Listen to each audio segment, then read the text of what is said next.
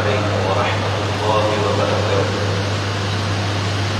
لا إله إلا الله محمد رسول الله. لا إله إلا الله محمد رسول الله.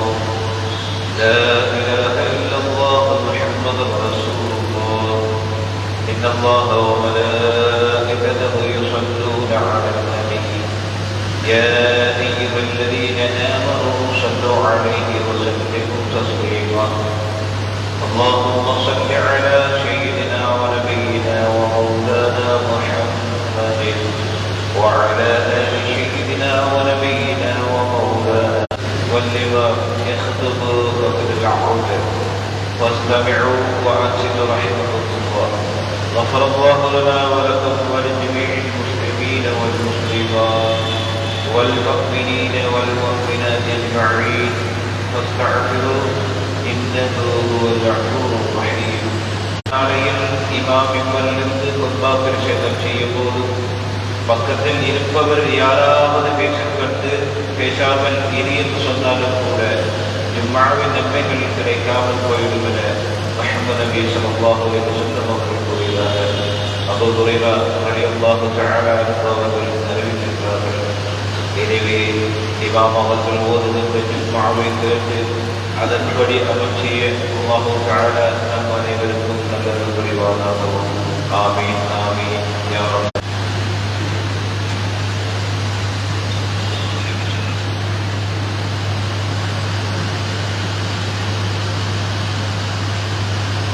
السلام عليكم ورحمة الله وبركاته. الله أكبر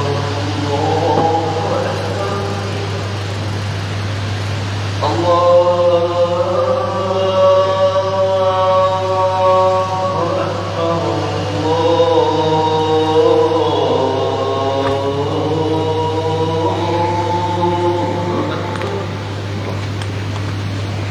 أشهد أن لا إله إلا الله.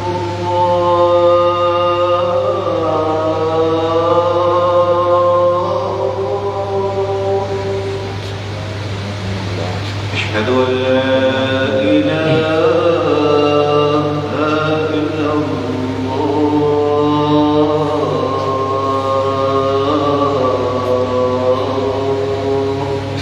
لا إله إلا الله. أشهد أن محمدا رسول الله.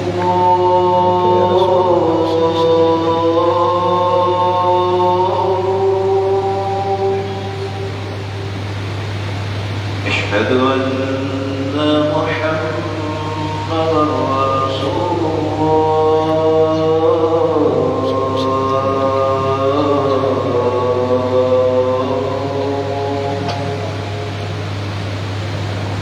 حي على الصلاة.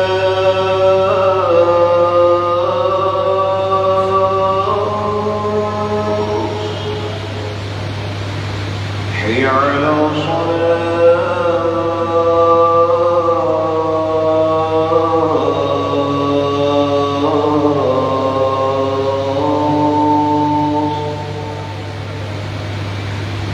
حي على الفلاح.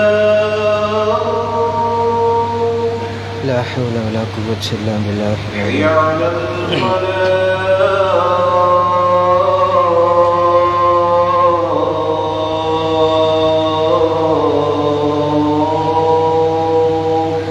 لا حول ولا قوة إلا بالله.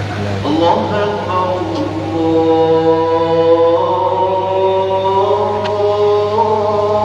أكبر. لا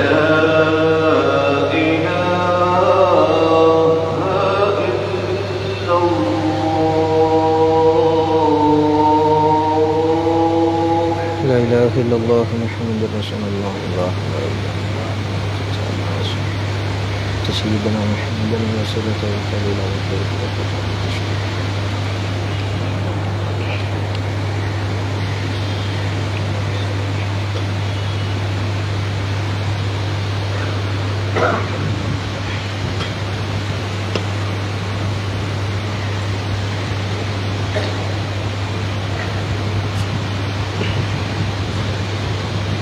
الحمد لله رب العالمين والصلاة والسلام على أشرف المرسلين وعلى آله وأصحابه وأتباعه وأهل بيته أجمعين أما بعد فقد قال الله تعالى في القرآن الكريم وفي الفرقان المجيد أعوذ بالله من الشيطان الرجيم بسم الله الرحمن الرحيم ادخلوا الجنة أنتم وأزواجكم تفرحون صدق الله العلي العظيم وقال نبينا بشير صلى الله عليه وسلم إنما الأعمال بالنيات إلى آخر الحديث صدق رسول الله صلى الله عليه وسلم رضيت بالله ربا وبالإسلام دينا وبسيدنا ومولانا محمد صلى الله عليه وسلم نبيا ورسولا وبشيخنا القطب الرباني والغوث السمداني سيد محي الدين عبد القادر الجيلاني قدس الله سره العزيز شيخا ومرشدا. எல்லா புகழும் புகழ்ச்சியும் இவ்வுலகை படைத்து பரிபாலித்து கொண்டிருக்கக்கூடிய வல்லவன் அல்லாஹுக்கே உரித்தாகட்டும். அல்ஹம்துலில்லாஹ். ஈருலகத்தின் தலைவர், எம் உயிரை விடவும் மேலானவர் எம்பெருமானார் ரசூலே அக்ரம் ஸல்லல்லாஹு அலைஹி வஸல்லம் அன்னவர்கள் மீதிலும் அன்னவர்களது வாழ்க்கை வழிமுறைகளை தங்களுடைய வாழ்க்கையிலும் எடுத்து நடந்த உத்தம சஹாபாக்கள், தாபிஊன்கள், தபஉ தாபிஈன்கள், நல்லவர்கள், வல்லவர்கள், இறைநேச செல்வர்கள் மற்றும் இந்த உலகத்தில் வாழக்கூடிய அத்துணை முஸ்லிமான ஆண்கள், பெண்கள் அனைவர்கள் மீதிலும் குறிப்பாக இறைவனால் கடமையாக்கப்பட்ட ஜும்மாவினுடைய கடமையை சரிவர நிறைவேற்றி அதனுடைய முழு பலனையும் பெற்றுக்கொள்ள வேண்டும் என்பதற்காக வேண்டி அவனுடைய இல்லத்திலே வந்து அமர்ந்திருக்கக்கூடிய, இன்னும் வருகை தந்து கொண்டிருக்கக்கூடிய நம்மவர்கள் அனைவர்கள் மீதிலும் அல்லாஹுவினுடைய அன்பும் அருளும் என்றென்றும் நிறைவாக உண்டாகட்டும் என்று வேண்டியவனாக ஹுத்பாவினுடைய அடுத்த அம்சமாம் அல் வஸியத்து பித் தக்வா. அல்லாஹுவும் அவனுடைய ரசூலும் நம்முடைய வாழ்க்கையில் எவைகளையெல்லாம் எடுத்து நடக்கும்படி, எவைகளையெல்லாம் எடுத்து நடந்தால் சொர்க்கத்தை அடையலாம் என்று சொன்னார்களோ அவைகளை நம்முடைய வாழ்க்கையில் எடுத்து நடந்தும், எவைகளையெல்லாம் நம்முடைய வாழ்க்கையில் நாம் எடுத்து நடந்தால் நரகத்தின் விளிம்பில் கொண்டு போய் சேர்க்கும் என்று சொன்னார்களோ அவைகளை முடிந்த அளவு முற்றுமுழுதாய் தவிர்ந்து நடப்பதற்கு எனக்கும் அப்பால் உங்களுக்கும் வசியத்தும் நசீகத்தும் செய்து கொள்கின்றேன். இத்தகுல்லாஹ். நவைத்து சுன்னத்தல் இஅ்திகாஃப், இறைவனுடைய இல்லத்திலே அவனுக்காக வேண்டி தரிபட்டிருக்கின்றேன் என்ற நியத்தை ஒவ்வொருவர்களும் உங்களுடைய உள்ளங்களில் வைத்து அதனுடைய முழு நன்மைகளையும் பெற்றுக்கொள்ளுமாறு ஞாபகமூட்டி கொண்டவனாக எனது உரைக்குள் நான் செல்லுகின்றேன். கண்ணியமான அல்லாஹுவின் நல்லடியார்களே, அருமை சகோதரர்களே, பெரியோர்களே, இன்றைய தலைப்பு இஸ்லாத்தின் பார்வையில் கணவன் மனைவி. அன்பான அல்லாஹுவின் நல்லடியார்களே, அருமை சகோதரர்களே, இந்த தலைப்பை தற்பொழுது எடுத்துக்கொண்டதன் காரணம், இன்று இந்த சமூகத்திலே பரவலாக நாம் பார்த்து கொண்டிருக்கக்கூடிய ஒரு விடயம்தான் அதிகமான தலாக்கு நிகழக்கூடிய ஒரு விடயமாக இந்த விடயம் இருந்து கொண்டிருக்கின்றது. ஊரெல்லாம் திருமணத்திற்கு மக்களையெல்லாம் அழைத்து பிரம்மாண்டமாக நடத்தப்படுகின்ற திருமணங்கள் சப்தமே இல்லாமல் தலாக் சொல்லப்பட்டு பிரியப்பட்டு ஆளுக்கொரு திசையிலே அவர்களுடைய வாழ்க்கையை தேடிக்கொண்டிருக்கக்கூடிய பட்சத்திலே அவர்களுக்குள் உருவான பிள்ளைகளுடைய நிலைமையை சற்றும் கணக்கெடுக்காத வண்ணமாக ஒவ்வொருவர்களும் வெவ்வேறு திசையிலே அவர்கள் பிரயாணம் செய்து கொண்டிருக்கின்றார்கள். கணவன் ஒரு பக்கம், மனைவி ஒரு பக்கமாக அவர்களுடைய வாழ்க்கையை அவர்கள் வாழ்ந்து கொண்டிருக்கின்றார்கள். ஆனால் அவர்களுக்குள் உருவான அந்த குழந்தைகளுடைய எதிர்காலம், அவர்களுடைய வாழ்க்கை, எதிர்கால வாழ்க்கை, இவைகளையெல்லாம் சிந்திக்காத வண்ணமாக அவர்களுடைய வாழ்க்கை பிரயாணம் சென்று கொண்டிருக்கின்றது. அன்பான அல்லாஹுவின் நல்லடியார்களே, அருமை சகோதரர்களே, அற்ப சொற்ப காரணங்களுக்காக வேண்டி திருமணத்தை முறித்து கொள்ளக்கூடிய எத்தனையோ சகோதரர்களை நாம் கண்ணூடாக நாம் கண்டு கொண்டிருக்கின்றோம். ஒரு மனிதனுடைய வாழ்க்கையில் மனைவி என்பவள் எந்த அளவுக்கு முக்கியம், அதே போல ஒரு மனைவியினுடைய வாழ்க்கையில் கணவன் எந்த அளவுக்கு முக்கியம் என்பதனை எல்லாம் இஸ்லாம் எந்த அளவுக்கு வலியுறுத்தி இருக்கிறது என்பதனை நாம் மார்க்கத்தை இஸ்லாத்தினுடைய பார்வையிலே பார்க்குகின்ற பொழுது மிகவும் வலியுறுத்தி சொல்லப்பட்ட பல விடயங்கள் இருந்து கொண்டிருக்கின்றது. அன்பான அல்லாஹ்வின் நல்லடியார்களே, ஒரு மனைவியை நாம் எடுத்துக்கொள்வோமாக இருந்தால் இந்த உலகத்திலே நாம் மரணித்ததோடு நம்முடைய அத்துணை உறவுகளும் இந்த உலகத்துடையே முடிந்து விடுகிறது. நம்முடைய தாயாக இருந்தாலும், தந்தையாக இருந்தாலும், ஏனைய சகோதர சகோதரிகளாக இருந்தாலும், இப்படிப்பட்ட உறவுகள் எல்லாம் இந்த உலகத்தோடு முடிந்து விடுகிறது. நாளை கியாமத்தின் நாளையிலே எல்லாம் விசாரிக்கப்பட்டதற்கு பிற்பாடு அவன் சுவனம் நுழைகின்ற பொழுது உண்மையிலே அவன் எல்லா வாழ்க்கையிலே எல்லா விடயங்களையும் அவன் சரியாக செய்திருப்பான் என்றிருந்தால் அவனுடைய மனைவியையும் அவன் சுவர்க்கத்திற்குள் அழைத்து செல்லக்கூடிய சந்தர்ப்பம் அந்த மனிதனுக்கு கொடுக்கப்படுகிறது. அன்பான அல்லாஹ்வின் நல்லடியார்களே, மனைவியினுடைய உறவு என்பது இந்த உலகத்தோடு மாத்திரமல்ல, நாளை சொர்க்கத்திற்குள்ளும் அவர்களை அந்த மனைவியை அழைத்து செல்வதற்குரிய சந்தர்ப்பத்தை இந்த உலகத்திலே நாம் சரியான முறையில் ஏற்படுத்தி கொண்டால் நிச்சயமாக சொர்க்கத்திற்குள்ளும் நாம் நம்முடைய மனைவியோடு இருக்கலாம், சந்தோஷமாக செல்லலாம் என்பதாக அல்லாஹ் ரப்பல் ஆலமீன் அவனுடைய திருமறையிலே சொல்லி காட்டியிருக்கின்றான். உதுகுலுல் ஜன்னத அன்தும் வ அஸ்வாஜுகும் துப்ரஹூன், நீங்களும் உங்களுடைய மனைவிமார்களும் ஒன்றாக சேர்ந்து சந்தோஷமாக சுவர்க்கத்திற்குள் நுழையலாம் என்பதாக அல்லாஹ் ரப்பல் ஆலமீன் அவனுடைய திருமறையிலே சொல்லி காட்டியிருக்கின்றான். எப்படிப்பட்ட வாழ்க்கையாக இந்த உலகத்தில் இருக்க வேண்டும்? சர்வ சாதாரணமாக அற்ப சுகத்துக்காக வேண்டி திருமணத்தை முடித்து இந்த உலகத்தில் சர்வசாதாரணமாக வாழ்ந்து விட்டவர்கள் சுவனம் செல்ல முடியுமா? அல்லாஹுவும் அவருடைய ரசூலும் எப்படியான விடயங்களை வாழ்க்கையில் கையாள வேண்டும், மனைவியோடும் சரி குடும்பத்தோடும் சரி எப்படியான முறையில் நடந்து கொள்ள வேண்டும் என்பதனை எல்லாம் இஸ்லாம் அழகான தொனியிலே அழகான முறையிலே நமக்கு சொல்லி காட்டி இருக்குகிறது. அந்த முறைப்படி நாம் வாழ்வோமாக இருந்தால் இந்த உலகத்தில் நாம் கட்டிய மனைவியோடு நாளை சுவர்க்கத்திற்கும் அல்லாஹ் ரப்பல் ஆலமீன் நம்மோடு அவர்களை உள் நுழைவிப்பதற்கு ஒரு சந்தர்ப்பத்தை தருகின்றான் என்று சொன்னால் இந்த உலகத்தில் மனைவியோடு நாம் எப்படி வாழ வேண்டும்? அல் குர்ஆன், அல் ஹதீஸ், இந்த இரண்டுமே ஒரு கணவன் எப்படி இருக்க வேண்டும் என்ற வரைவிலக்கணத்தை சொல்லுகிறது. அதே போல ஒரு மனைவி எப்படி இருக்க வேண்டும் என்ற ஒரு வரையறை, அவர்களுக்குரிய இலக்கணத்தை எல்லாம் இஸ்லாம் தெளிவாக சொல்லி காட்டுகிறது. இந்த முறையில் நாம் தற்பொழுது வாழ்ந்து கொள்கின்றோமா என்பதனை நாம் ஒவ்வொருவர்களும் சிந்திக்க கடமைப்பட்டிருக்கின்றோம்.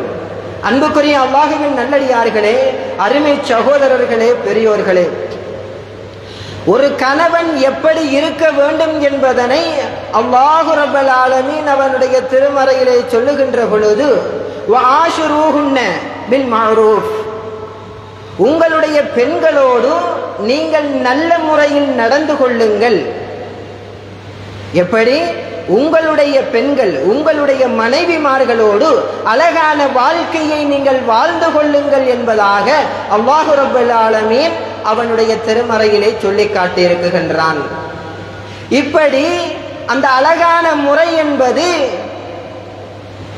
அந்த மனைவியோடு எல்லா வகையிலும் பொருத்தத்தோடு அவளை புரிந்துணர்வோடு புரிந்து கொண்டு அந்த மனைவியோடு நாம் நல்ல முறையில் வாழ வேண்டும் என்பதனை அல்லாஹ் ரப்பல் ஆலமீன் சொல்லி காட்டியிருக்கின்றான். பெண்கள் என்பவர்கள் அல்லாஹ் ரப்பல் ஆலமீன் சொல்லுகின்ற பொழுது பெருமானார் ஸல்லல்லாஹு அலைஹி வஸல்லம் அன்னவர்கள் மூலமாக இறைவன் நமக்கு பல விடயங்களை சொல்லி காட்டியிருக்கின்றான். அந்த வகையிலே பெண்களை பற்றி சொல்லுகின்ற பொழுது பெண்கள் விழா எலும்பிலிருந்து படைக்கப்பட்டவர்கள், சற்று அவர்கள் கோணலாகத்தான் இருப்பார்கள். அவர்களை நீங்கள் முறையாக அணுகி அவர்களை சீர்திருத்துவதற்கு நீங்கள் முயற்சி செய்ய வேண்டும். அதை விடுத்து நீங்கள் உடனடியாக நேரடியாக நான் அவளை திருத்தப் போகின்றேன் என்று நீங்கள் முயற்சி செய்வீர்கள் என்று சொன்னால் நிச்சயமாக அவர்கள் உடைந்து விடுவார்கள் என்பதாக பெருமானார் ஸல்லல்லாஹு அலைஹி வஸல்லம் அவர்கள் நமக்கு சொல்லி காட்டியிருக்கின்றார்கள். அந்த முறிவு என்ன என்பதனையும் பெருமானார் ஸல்லல்லாஹு அலைஹி வஸல்லம் அவர்கள் சொல்லுகின்ற பொழுது அத்தொலாக் என்று சொல்லி காட்டியிருக்கின்றார்கள். எனவே அன்புக்குரிய அல்லாஹ்வின் நல்லடியார்களே, அருமை சகோதரர்களே, கணவன்மார்களாக நாம் நம்முடைய மனைவியினிடத்திலே சரியாக இருக்குகின்றோமா என்பதனை நாம் ஒவ்வொருவர்களும் தங்களுக்குள் கேள்விகளை எழுப்பி அதற்கான விடையை நாம் கேட்டுக்கொள்ள வேண்டும். முஆவியா இப்னு ஹைத் ரலியல்லாஹு தஆலா அன்ஹு அன்னவர்கள் பெருமானார் ஸல்லல்லாஹு அலைஹி வஸல்லம் அன்னவர்களிடத்திலே வந்து கேட்கின்றார்கள், மனைவிமார்கள், எங்களுடைய மனைவிமார்களுக்கு நாங்கள் செய்ய வேண்டிய கடமைகள் ஏதாவது இருக்குகின்றதா, அவைகளை சொல்லித்தாருங்கள் என்று பெருமானார் ஸல்லல்லாஹு அலைஹி வஸல்லம் அன்னவர்களிடத்திலே கேட்கின்ற பொழுது பெருமானார் ஸல்லல்லாஹு அலைஹி வஸல்லம் அன்னவர்கள் சொல்லி காட்டியிருக்கின்றார்கள், ஒரு கணவன் எப்படி இருக்க வேண்டும் என்பதனை, தன்னுடைய மனைவியோடு வாழ்கின்ற காலகட்டங்களிலே அவன் எப்படி இருக்க வேண்டும் என்பதனை பெருமானார் ஸல்லல்லாஹு அலைஹி வஸல்லம் அவர்கள் அந்த சஹாபிக்கு சொல்லி காட்டியிருக்கின்றார்கள். நீங்கள் உணவு உண்கின்றீர்கள் என்று சொன்னால், உணவை அருந்துகின்றீர்கள் என்று சொன்னால், வெளியில் சென்று நல்ல உணவுகளை எல்லாம் நீங்கள் உண்ணுகின்றீர்கள் என்று சொன்னால் அதே உணவை உன்னுடைய மனைவிமார்களுக்கும் உன்னுடைய மனைவிக்கும் நீ அதனை வாங்கி கொடுக்க வேண்டும். நீ கடையிலே நல்ல உணவை சாப்பிட்டு விட்டு உன்னுடைய மனைவி சாப்பிட்டால் என்ன, அல்லது அவள் எதை சாப்பிட்டாலும் பரவாயில்லை என்ற ஒரு கோணத்தோடு நீ இருந்துவிடக் கூடாது என்பதனை பெருமானார் ஸல்லல்லாஹு அலைஹி வஸல்லம் அவர்கள் சொல்லி காட்டியிருக்கின்றார்கள். ஆக நீங்கள் எதனை உணவாக எடுத்துக் கொள்கின்றீர்களோ, நல்ல உணவுகளை எடுத்துக் கொள்கின்ற பொழுது நிச்சயமாக அதே உணவை உன்னுடைய மனைவிக்கும் நீ வாங்கி கொடுக்க வேண்டும் என்பதாக பெருமானார் ஸல்லல்லாஹு அலைஹி வஸல்லம் அவர்கள் சொல்லி காட்டியிருக்கின்றார்கள். இரண்டாவதாக சொல்லுகின்றார்கள், நீ உன்னை அலங்கரித்துக் கொள்வதற்காக வேண்டி எப்படியெல்லாம் அலங்காரமான ஆடைகளை நீ அணிகின்றாயோ அதே போல உன்னுடைய மனைவிக்கும் நீ ஆடை வாங்கி கொடுக்க வேண்டும் என்பதனை பெருமானார் ஸல்லல்லாஹு அலைஹி வஸல்லம் அவர்கள் சொல்லி காட்டியிருக்கின்றார்கள். இந்த இரண்டும் பொதுவான விடயமாகவே இருந்து கொண்டிருக்கின்றது. மூன்றாவது விடயமாக பெருமானார் ஸல்லல்லாஹு அலைஹி வஸல்லம் அவர்கள் சொல்லுகின்ற பொழுது சொல்லி காட்டியிருக்கின்றார்கள், உங்களுடைய மனைவியை எந்த சந்தர்ப்பத்திலும் எந்த காரணத்திற்காக வேண்டியும் நீங்கள் அடிக்க கூடாது, அந்த பெண்மணிக்கு நீ கை ஓங்க கூடாது என்பதனை பெருமானார் ஸல்லல்லாஹு அலைஹி வஸல்லம் அவர்கள் சொல்லி காட்டியிருக்கின்றார்கள். குறிப்பாக பெண்ணினுடைய கன்னத்தில், பெண்ணுடைய முகத்தில் நீ அடிக்க கூடாது என்பதனை பெருமானார் ஸல்லல்லாஹு அலைஹி வஸல்லம் அவர்கள் அந்த சஹாபிக்கு அறிவுரையாக உபதேசமாக சொல்லி காட்டியிருக்கின்றார்கள். ஒரு கணவனுக்கு அந்த கணவனுடைய மனைவிக்கு செய்ய வேண்டிய கடமைகளில் இது மூன்றாவது பிரதானமான ஒரு விடயமாக இருந்து கொண்டிருக்கின்றது. அன்பான அல்லாஹ்வின் நல்லடியார்களே, அருமை சகோதரர்களே, பெரியோர்களே, சற்று சிந்திக்க கடமைப்பட்டிருக்கின்றோம். இன்று எத்தனையோ மனிதர்களுடைய வாழ்க்கையை பார்க்குகின்ற பொழுது பெண்களை எந்த அளவுக்கு இழிவாக நடத்துகின்றார்கள். ஒரு காலகட்டத்தில் இருந்ததுதான் ஜாகிலியா காலகட்டம் என்பது, அது அப்படித்தான் இருந்தது.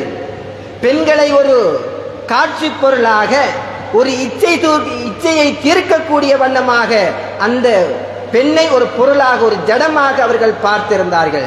பெருமானார் ஸல்லல்லாஹு அலைஹி வஸல்லம் அன்னவர்கள் வந்ததற்கு பிற்பாடு அந்த கதையை மாற்றி அமைத்திருந்தார்கள். பெருமானார் ஸல்லல்லாஹு அலைஹி வஸல்லம் அன்னவர்களுக்கு 3 விடயங்கள் பிடிக்கும். அதில் ஒரு விடயம் பெண்களாக இருந்து கொண்டிருக்கின்றார்கள் என்பதாக பெருமானார் ஸல்லல்லாஹு அலைஹி வஸல்லம் அன்னவர்கள் சொல்லி காட்டியிருக்கின்றார்கள். அன்பான அல்லாஹுவின் நல்லடியார்களே, இன்று நாம் நம்முடைய சமூகத்தை பார்க்குகின்ற பொழுது பெண்களுக்கு எந்த அளவுக்கு கொடுமைகள் செய்யக்கூடியவர்களாக இருக்குகின்றார்கள் என்பதனை நாம் அவதானிக்க கூடியதாக இருக்குகிறது.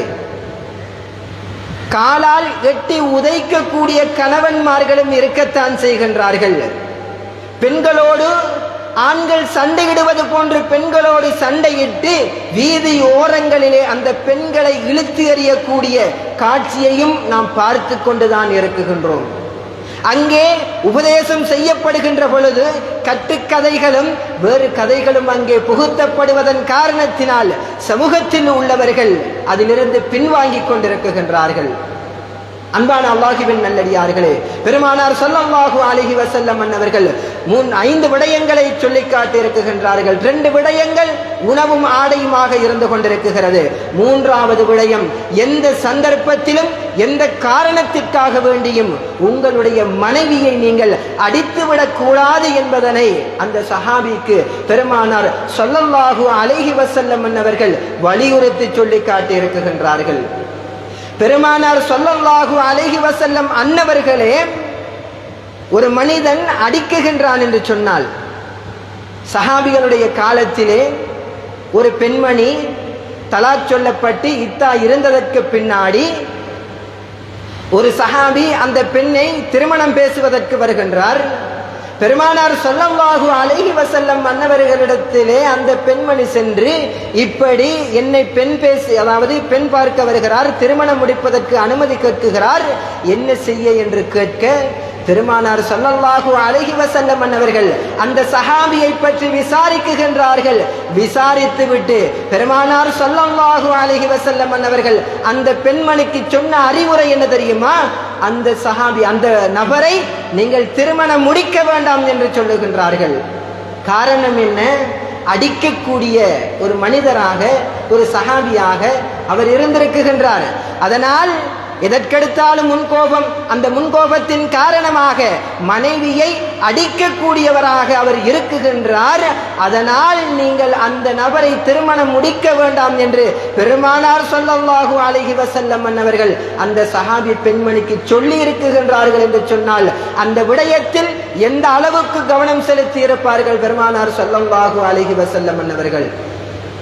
மேலும் ஒருபடி நாம் சொல்லுவோமாக இருந்தால், மனைவிக்கு அடிக்கக்கூடிய கணவன் இருப்பான் என்றிருந்தால் அவன் மிக மிக கெட்டவன் என்பதாக பெருமானார் ஸல்லல்லாஹு அலைஹி வஸல்லம் அன்னவர்கள் சொல்லி காட்டியிருக்கின்றார்கள். இந்த சமூகம் ஒரு கணவனை பார்த்து நல்லவன் என்று சொன்னால் அந்த நல்லவன் என்ற பெயர் ஒரு பெருமதி அற்றதாக மாறிவிடும். யார் மனைவியினிடத்திலே நல்ல பெயர் எடுக்குகின்றானோ அவர்தான் மக்களிலே மிக சிறந்தவர் என்பதாக பெருமானார் ஸல்லல்லாஹு அலைஹி வஸல்லம் அன்னவர்கள் சொல்லி இருக்குகின்றார்கள் என்று சொன்னால், அன்புக்குரிய அல்லாஹுவின் நல்லடியார்களே, அருமை சகோதரர்களே, எந்த சந்தர்ப்பத்திலும் எந்த காரணத்திற்காக வேண்டியும் நம்முடைய மனைவிமார்களுக்கு நாம் கை வைத்து விடக்கூடாது, அடித்து விடக்கூடாது. அடிப்பவன் நல்லவன் அல்ல, அவன் மனிதர்களிலே மிக மிக மோசமானவன் என்பதனை நமக்கு இஸ்லாம் சொல்லி காட்டியிருக்கிறது. எனவே அப்படியான சம்பவத்தில் நாம் இன்று வரைக்கும் இருந்திருப்போமாக இருந்தால் இதற்கு பிறகு நாம் அந்த விடயத்திலிருந்து தவிர்ந்து கொள்வதற்கு நாம் ஒவ்வொருவர்களும் முயற்சி செய்ய வேண்டும். 4வதாக ஒரு விடயத்தை பெருமானார் ஸல்லல்லாஹு அலைஹி வஸல்லம் அவர்கள் அந்த சஹாபிக்கு சொல்லுகின்றார்கள். எந்த ஒரு மோசமான அருவருக்கத்தக்க ஒரு வார்த்தையை கொண்டு உங்களுடைய மனைவிக்கு முன்னால் உங்களுடைய மனைவியை நீங்கள் பேசிவிடக் கூடாது என்பதாக பெருமானார் ஸல்லல்லாஹு அலைஹி வஸல்லம் அவர்கள் சொல்லி காட்டியிருக்கின்றார்கள். இன்று நம்முடைய மனைவிமார்களை நாம் எப்படி அழைக்குகின்றோம்? பெருமானார் ஸல்லல்லாஹு அலைஹி வஸல்லம் அவர்கள் தங்களுடைய மனைவிமார்களை எல்லாம் செல்ல பெயர்கள் கொண்டு அழைத்திருக்கின்றார்கள். அவர்களோடு நல்ல முறையில் நடந்திருக்கின்றார்கள். எந்த ஒரு சந்தர்ப்பத்திலும் இன்று ஒரு மனைவியிடத்தில் இருந்து நல்ல பெயர் எடுப்பது என்பது எவ்வளவு கஷ்டமான செயல் என்பதனை நாம் ஒவ்வொருவரும் அதனை அறிந்திருக்கிறோம். பெருமானார் ஸல்லல்லாஹு அலைஹி வஸல்லம் அவர்கள் 11 மனைவிமார்களிடத்திலும் இருந்து நல்ல பெயரை எடுத்திருக்கின்றார்கள் என்று சொன்னால், பெருமானார் ஸல்லல்லாஹு அலைஹி வஸல்லம் அவர்களுடைய முன்மாதிரியை நம்முடைய வாழ்க்கையில் நாம் கடைபிடிப்போம் என்றிருந்தால் நாமும் வாழ்க்கையில் ஜெயித்தவர்களாக மாறிவிடுவோம். எனவே எந்த சந்தர்ப்பத்திலும் மனைவிக்கு அருவருக்கத்தக்க மோசமான வார்த்தைகளை கொண்டு நாம் பேசிவிடக்கூடாது. இங்கு பேசுவதை விட முகம் கொடுத்து பேசாமல் எத்தனையோ பேர் நாம் இருந்து கொண்டிருக்கின்றோம். ஏதோ ஒரு ஜடம் இருப்பது போன்று மனைவிமார்களை தற்பொழுது உள்ள கணவன்மார்கள் கணக்கெடுத்துக் கொண்டிருக்கின்றார்கள். காலம் அப்படி. பெருமானார் ஸல்லல்லாஹு அலைஹி வஸல்லம் அவர்களை முன்மாதிரியாக எடுக்க வேண்டிய சமுதாயம் யஹூதி நஸ்ரானிகளுடைய வலையில் அகப்பட்டதன் காரணத்தினால் திரைப்படங்களில் வரக்கூடிய நடிகைகள் நடிகர்கள் போன்று தனக்கு அமையக்கூடிய கணவன் மனைவி இருக்க வேண்டும் என்று ஒவ்வொரு மனிதனும் தன்னுடைய உள்ளத்தில் நினைப்பதன் காரணத்தினாலேதான் இன்று இந்த அளவுக்கு அதிகமான தொலாக் நிகழ்வதற்கு ஒரு முக்கிய பிரதானமான ஒரு காரியமாக இருந்து கொண்டிருக்கிறது. எனவே அன்புக்குரிய அல்லாஹுவின் நல்லடியார்களே, அருமை சகோதரிகளே, அழகான வார்த்தைகளை கொண்டு செல்ல பெயர்களை கொண்டு நம்முடைய மனைவிமார்களை நாம் அழைக்க வேண்டும் என்பதனை பெருமானார் ஸல்லல்லாஹு அலைஹி வஸல்லம் அவர்கள் அந்த சஹாபிக்கு உபதேசமாக சொல்லுகின்றார்கள். அன்பானவர்களே, பெருமானார் ஸல்லல்லாஹு அலைஹி வஸல்லம் அவர்கள் கணவன்மார்களை பார்த்து ஒரு வார்த்தை பாவிக்குகின்றார்கள்.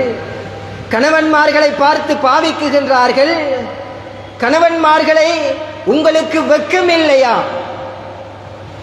உங்களுக்கு வெட்கமில்லையா என்று பெருமானார் ஸல்லல்லாஹு அலைஹி வஸல்லம் அவர்கள் கேட்குகின்றார்கள். காரணம் என்ன? அந்த பெண்மணிக்கு அடித்து உதைத்து இப்படியெல்லாம் சித்திரவதை செய்துவிட்டு அன்று இரவு அந்த மனைவியோடு தாம்பத்தியத்தில் ஈடுபடுவதற்கு செல்லுகின்றீர்களே, உங்களுக்கு வெட்கமில்லையா என்று பெருமானார் ஸல்லல்லாஹு அலைஹி வஸல்லம் அவர்கள் இந்த சமூகத்தில் உள்ள கணவன்மார்களை பார்த்து அந்த வார்த்தைகளை பாவிக்குகின்றார்கள் என்று சொன்னால், அன்புக்குரிய அல்லாஹுவின் நல்லடியார்களே, எந்த சந்தர்ப்பத்திலும் எந்த காரணத்திற்காக வேண்டியும் அவர்களுக்கு அடிக்கவும் கூடாது. அருவருக்கத்தக்க மோசமான விடயங்களை நீங்கள் பேசவும் கூடாது என்பதனை அந்த சஹாபியின் மூலமாக இந்த உலகத்தில் வாழக்கூடிய அத்துணை கணவன்மார்களுக்கும் பெருமானார் ஸல்லல்லாஹு அலைஹி வஸல்லம் அவர்கள் உபதேசம் செய்கின்றார்கள். 4 விடயங்கள். 5வது விடயத்தை பெருமானார் ஸல்லல்லாஹு அலைஹி வஸல்லம் அவர்கள் சொல்லுகின்ற பொழுது, உங்களுடைய மனைவியினிடத்திலே நீங்கள் விரும்பாத ஏதாவது ஒரு மோசமான நடத்தையோ அல்லது மோசமான ஒரு குணமோ இருக்குமாக இருந்தால் அவளை நீங்கள் திருத்துவதற்கு நீங்கள் நாடுவீர்கள் என்றிருந்தால் 4 சுவற்றுக்குள் அவளை நீங்கள் திருத்துவதற்கு முயற்சி செய்ய வேண்டும். அதை விட்டுவிட்டு மக்களுக்கு மத்தியிலே 4 பேர்களுக்கு மத்தியிலே அவளை நாம் திருத்த முற்படுகின்ற பொழுது அங்கே மிக பெரும் ஒரு பிளவினை நாம் எதிர்கொள்ள நேரிடும். எனவே அன்புக்குரிய அல்லாஹுவின் நல்லடியார்களே, பெருமானார் ஸல்லல்லாஹு அலைஹி வஸல்லம் அவர்கள் இந்த 5 விடயத்திலும் நீங்கள் கவனமாக இருக்க வேண்டும். அப்படி நீங்கள் இருப்பீர்கள் என்றிருந்தால் நீங்கள் நல்ல கணவன் என்பதனை அல் குர்ஆன், பெருமானார் ஸல்லல்லாஹு அலைஹி வஸல்லம் அவர்களுடைய பொன்மொழிகள் நமக்கு ஒரு சான்றாக இருந்து கொண்டிருக்கின்றது. இந்த 5 விடயங்கள், ஏராளமான விடயங்கள் இருக்குகின்றது. குறிப்பாக இந்த குறிப்பிட்ட நேரத்திற்குள் ஒரு சில தகவல்களை என்னால் முடிந்த தகவல்களை நான் சொல்ல முற்படுகிறேன். இந்த 5 விடயங்களும் ஒரு கணவனிடத்திலே இருக்குமாக இருந்தால் நிச்சயமாக பிரச்சனைகள் குறைவடையும். பெண்களோடு நல்ல முறையில் நடந்து கொள்வதற்குரிய ஒரு சந்தர்ப்பம் ஏற்படும். குறையில்லாத மனிதன் இந்த உலகத்தில் கிடையாது. எனவே அந்த பெண்களிடத்தில் இருக்கக்கூடிய குறைகளை நீங்கள் நிறைவாக எடுத்துக்கொள்ள வேண்டும் என்பதனை அல்லாஹ் ரப்பல் ஆலமீன் அவனுடைய திருமறையிலே சொல்லி காட்டியிருக்கின்றான். அன்பான அல்லாஹ்வின் நல்லடியார்களே, உங்களுடைய மனைவிமார்களிடத்திலே நீங்கள் விரும்பாத ஒரு செயலை நீங்கள் பார்க்குகின்றீர்கள் என்று சொன்னால், அந்த செயலை அல்லாஹுக்காக வேண்டி நீங்கள் மனம் பொறுத்து கொள்வீர்கள் என்றிருந்தால், உங்களுடைய மனைவியினிடத்திலே குணத்திலும் சரி நடத்தையிலும் சரி ஏதாவது ஒரு குறை தென்படுகின்ற பொழுது, ஏதாவது ஒரு மோசமான நடவடிக்கை தெரிகின்ற பொழுது, அதனை நீங்கள் இறைவனுக்காக வேண்டி பொறுத்து கொள்வீர்கள் என்றிருந்தால் அதிலே உங்களுக்கு மிக பெரும் நலவுகள் இருக்குகிறது என்பதாக அல்லாஹ் ரப்பல் ஆலமீன் அவனுடைய திருமறையிலே சொல்லி காட்டியிருக்கின்றான். எனவே அன்புக்குரிய அல்லாஹ்வின் நல்லடியார்களே, சொல்லப்பட்ட 5 விடயங்களும் நம்மிடத்தில் இருக்குகின்றதா என்பதனை நாம் ஒவ்வொருவர்களும் கேள்விகளாக எழுப்பி அதற்குரிய பதிலையும் நாமே தேடிக்கொள்ள வேண்டும். இதுவரைக்கும் நாம் இப்படி இருந்திருப்போமாக இருந்தால் இதற்கு பிறகு நம்முடைய மனைவியோடு நல்ல முறையில் நடப்பேன் என்று நாம் ஒவ்வொருவர்களும் முடிவெடுக்க வேண்டும். எந்த சந்தர்ப்பத்திலும் நான் மனைவிக்கு அடிக்க மாட்டேன் என்ற அந்த உணர்வை நாம் எடுத்துக்கொள்ள வேண்டும். இப்படி எடுத்துக்கொள்கின்ற பொழுதுதான் நம்முடைய வாழ்க்கையில் கணவனாக நாம் ஜெயிக்க முடியும் என்பதில் எந்தவித சந்தேகமும் கிடையாது. அன்புக்குரிய அல்லாஹ்வின் நல்லடியார்களே, அருமை சகோதரர்களே, நானா நீயா என்ற அந்த போட்டி வருகின்ற பொழுதுதான் பிரச்சனைகள் அங்கே அதிகமாக ஏற்படுகிறது. ஆணாதிக்கம், ஆண்தான் குடும்பத்தை நிர்வகிக்க வேண்டும் என்று அல் குர்ஆன் சொல்லுகிறது. அதற்காக வேண்டி பெண்ணை அடிமைப்படுத்த வேண்டும் என்று அல் குர்ஆனோ பெருமானார் ஸல்லல்லாஹு அலைஹி வஸல்லம் அவர்களோ எங்கும் சொன்னது கிடையாது. பெண்கள் என்பவர்கள் சமைத்து கொடுப்பது கூட, அவர்கள் சமைத்து நமக்கு தருவது கூட அவர்களுக்கு கடமை கிடையாது. அவர்களுக்கு நாம் தான் செலவு செய்ய வேண்டும் என்பதனை அல் குர்ஆன் சொல்லுகிறது. எனவே அன்புக்குரிய அல்லாஹ்வின் நல்லடியார்களே, பெண்களை அடிமைப்படுத்த வேண்டும் என்ற அந்த மனம் இருந்திருந்தால் அல்லாஹுக்காக வேண்டி அந்த மனதிலிருந்து நாம் விடுபட வேண்டும். எனவே நாம் ஒரு உண்மையான கணவனாக அல்லாஹ் ரசூல் காட்டி தந்த அந்த விடயங்களை நமக்குள் ஏற்படுத்தி ஒரு சிறந்த கணவனாக நாம் ஒவ்வொருவர்களும் சிறந்த கணவர்களாக ஆகுவதற்கு முயற்சி செய்ய வேண்டும். நம்முடைய மனைவியினிடத்திலே ஏதாவது ஒரு குறை அல்லது ஏதாவது ஒரு மோசமான நடைமுறை இருக்குகின்ற பொழுது அதை எப்படி கையாள வேண்டும் என்பதனையும் அல் குர்ஆன் நமக்கு சொல்லித் தருகிறது. நம்முடைய மனைவியினிடத்திலே மோசமான ஒரு குணம் அல்லது மோசமான ஒரு நடத்தையை காண்கின்ற பொழுது அந்த மனைவிக்கு உபதேசம் செய்ய வேண்டும் என்பதனை அல்லாஹ் ரப்பல் ஆலமீன் அவனுடைய திருமறையிலே சொல்லி காட்டியிருக்கின்றான். உபதேசம் சொல்லியும் அவர்கள் கேட்கவில்லையா, உங்களுடைய படுக்கையை விட்டும் அவர்களை தள்ளி வையுங்கள். அப்படி என்று சொன்னால் ஒரே வீட்டில் இருக்க வேண்டும், ஆனால் படுக்கையை பிரிக்க வேண்டும் என்பதனை அல்லாஹ் ரப்பல் ஆலமீன் அடுத்த கட்டமாக சொல்லி காட்டியிருக்கின்றான்.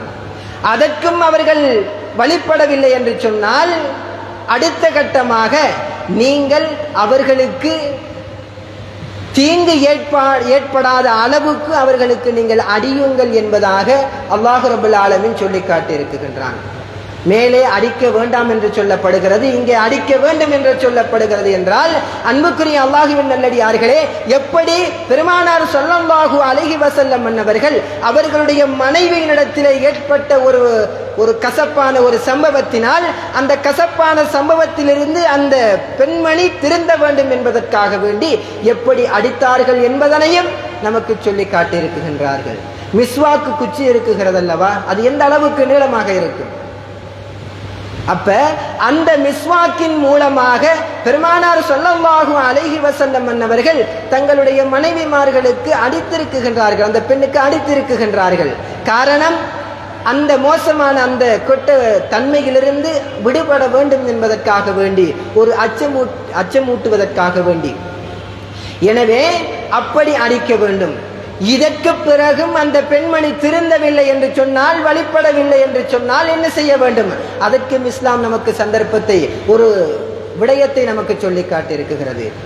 பெண்ணுடைய தரப்பிலிருந்து ஒருவர், மாப்பிள்ளை கணவனுடைய புறத்திலிருந்தும் பெண்ணுடைய மனைவியினுடைய புறத்திலிருந்தும் ஒருவரை, 2 பேரை எடுத்து இருவர்களும் சமரசம் பேசி தீர்க்கக்கூடியவர்களாக 2 நபர்களை ஆக்கிக் கொள்ள வேண்டும்.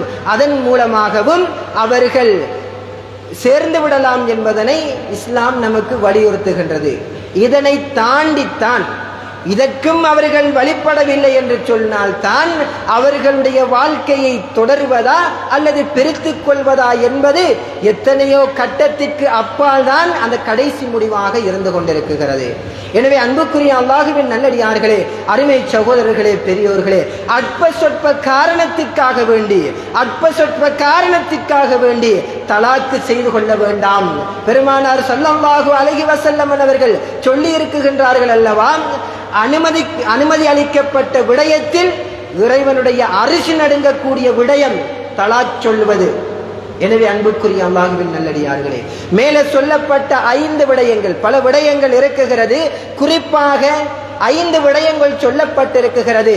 இந்த 5 விடயங்களையும் முடிந்த அளவுக்கு நமக்குள் நாம் ஏற்படுத்தி நல்ல கணவனாக, சிறந்த ஒரு கணவனாக, மனைவியினிடத்திலே நல்ல பெயரை எடுக்கக்கூடிய கணவர்களாக நாம் மாறுவதற்கு நாம் ஒவ்வொருவர்களும் முயற்சி செய்ய வேண்டும்.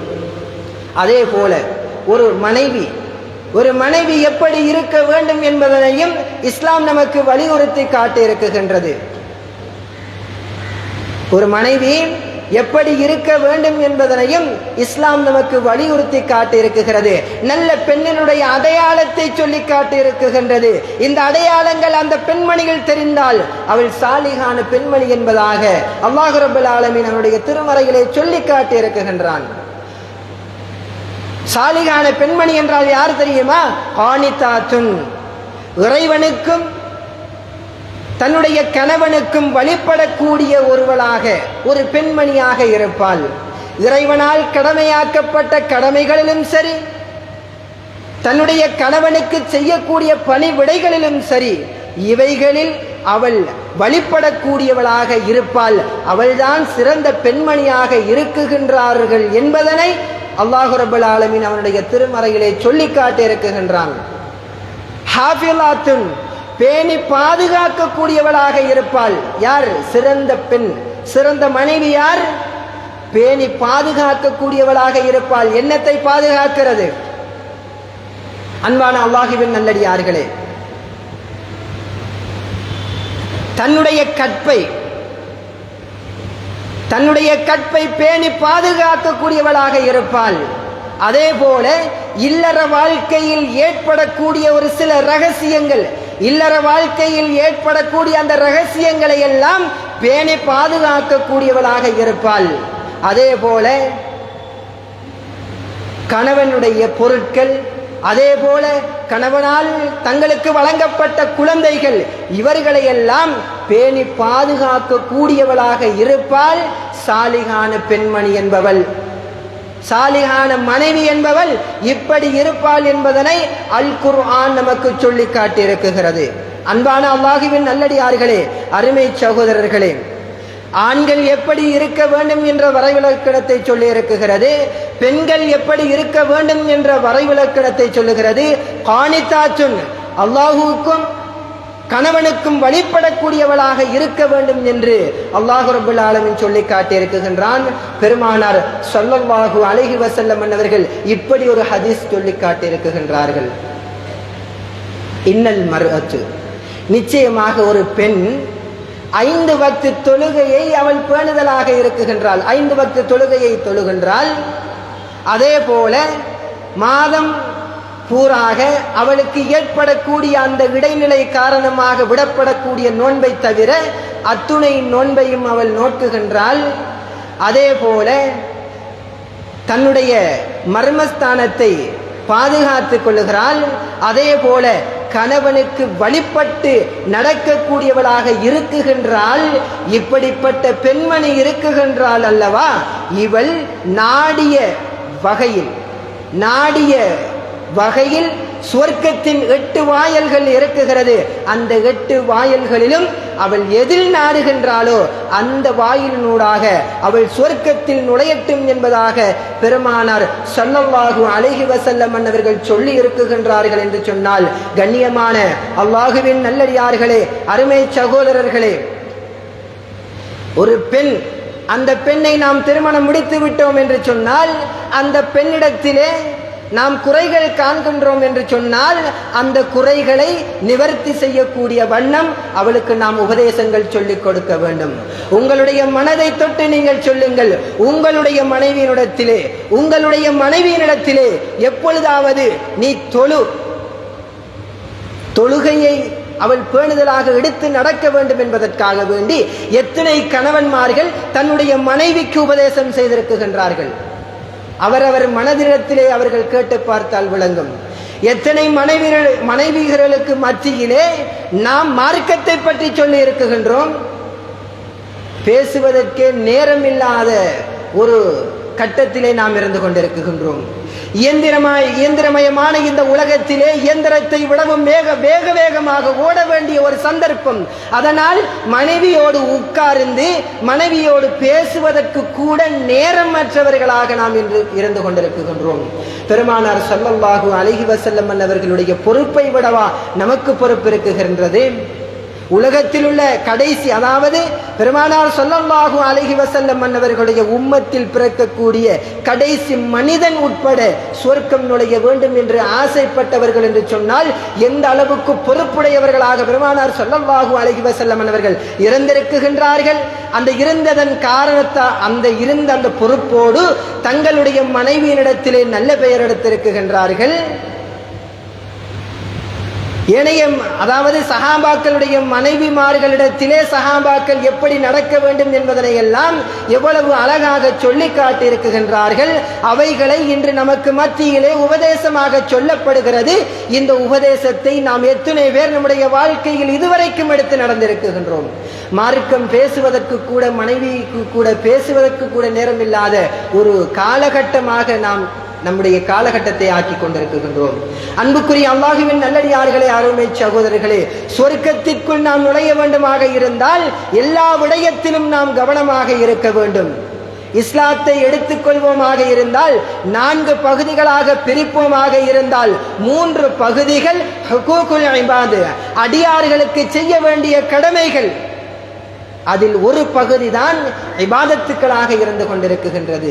இந்த இபாதத்துக்களிலே அதிக கவனம் செலுத்தக்கூடிய எத்தனையோ நபர்கள் அடியார்களுக்கு செலுத்த வேண்டிய அந்த ஹக்கிலே மோசமான நிலையிலே இருந்து கொண்டிருக்கின்றார்கள். பெருமானார் ஸல்லல்லாஹு அலைஹி வஸல்லம் அவர்கள் சொல்லி காட்டியிருக்கின்றார்கள் அல்லவா, ஒரு அடியானுக்கும் இறைவனுக்கும் மத்தியில் உள்ள அந்த கடமைகளில் இறைவன் நாடினால் மன்னிப்பான், இறைவன் நாடினால் மன்னிப்பான் அல்லது அதை விட்டு விடுவான். ஆனால் ஒரு மனிதனுக்கு நாம் அநீதம் செய்து விட்டோமாக இருந்தால், நாம் அநீதம் செய்து விட்டோமாக இருந்தால் அந்த மனிதன் மன்னிக்காத வரை இறைவன் மன்னிக்க மாட்டான் என்பதனை பெருமானார் ஸல்லல்லாஹு அலைஹி வஸல்லம் அவர்கள் சொல்லி காட்டி இருக்குகின்றார்கள் அல்லவா. எனவே அன்பான அல்லாஹுவின் நல்லடியார்களே, அருமை சகோதரர்களே, பெரியோர்களே, கணவன் மனைவி இந்த 2 விடயத்திலும் நாம் கவனமாக இருந்து கொள்ள வேண்டும்.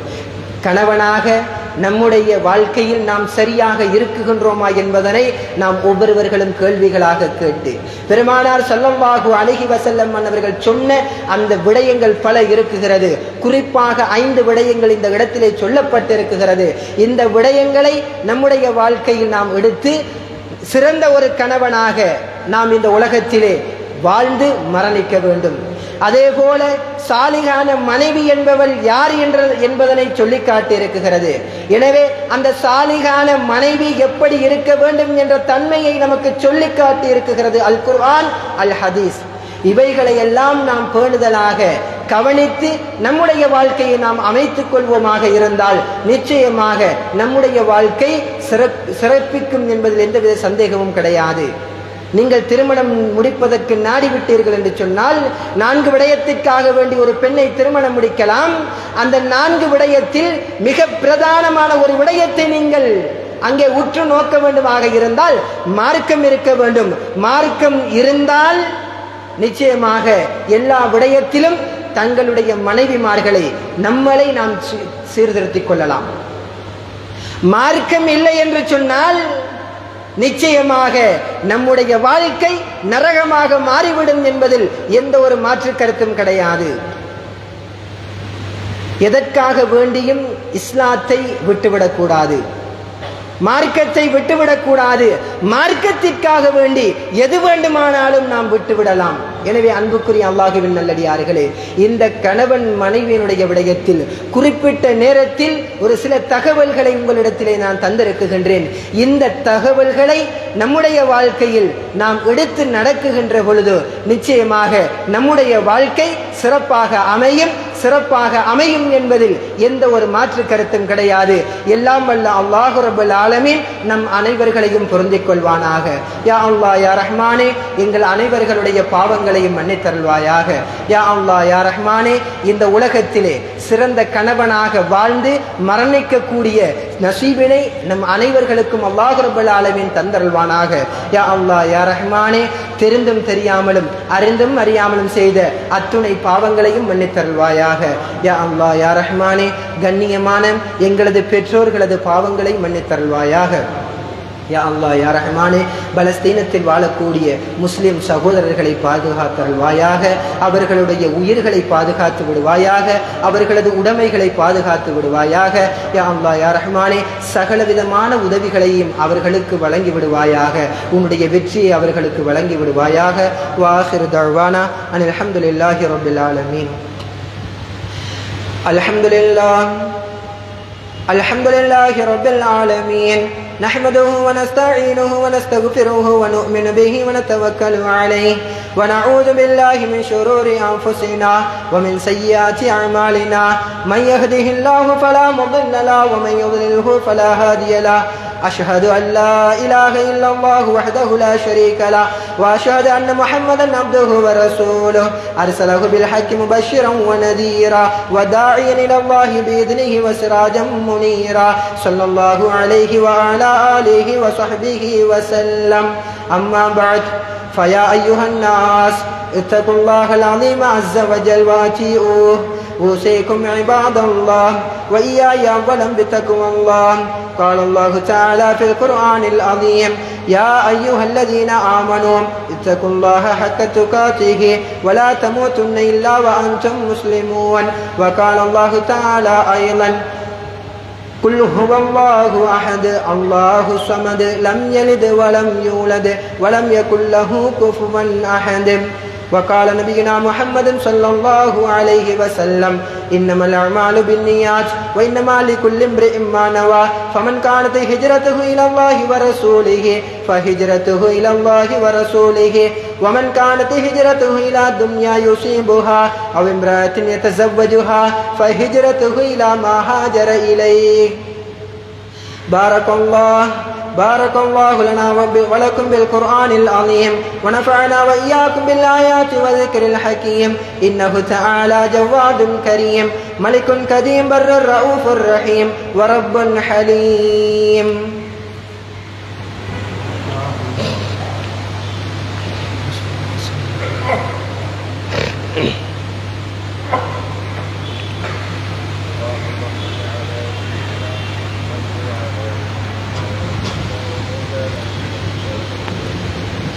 الحمد لله الذي جعل الجمعة عيدا للمساكين واستغفار الذنوب للمؤمنين.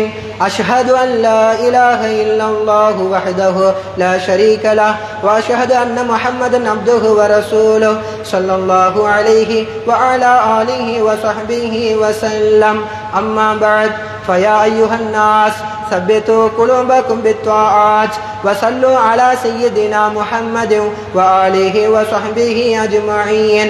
قال الله تعالى: إن الله وملائكته يصلون على النبي يا أيها الذين الذين آمنوا صلوا عليه وسلموا تسليما.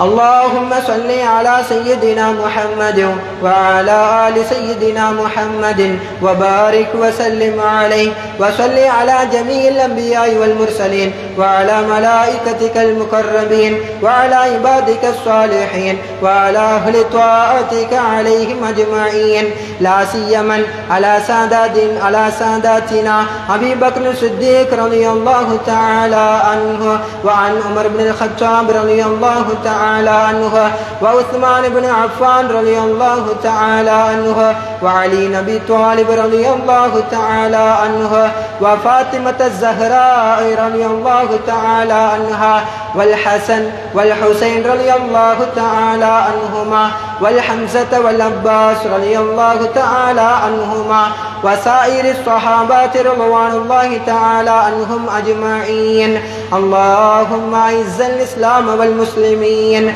وأذل الشرك والمشركين فانصرنا على القوم الكافرين اللهم انصر من نصر دين سيدنا محمد صلى الله عليه وسلم واجعلنا منهم وخذل من خذل دين سيدنا محمد صلى الله عليه وسلم ولا تجعلنا معهم اللهم أجرنا من النار اللهم أجرنا من النار اللهم أجرنا من النار اللهم لا تشب خلقنا بالنار ولا تجعلنا من حطب النار فإنها بئس الدار وبئس المثوى وبئس القرار اللهم اغفر للمؤمنين والمؤمنات والمسلمين والمسلمات الأحياء منهم والأموات إنك قريب مجيب الدعوات اللهم أعز الإسلام والمسلمين اللهم أيد الإسلام والمسلمين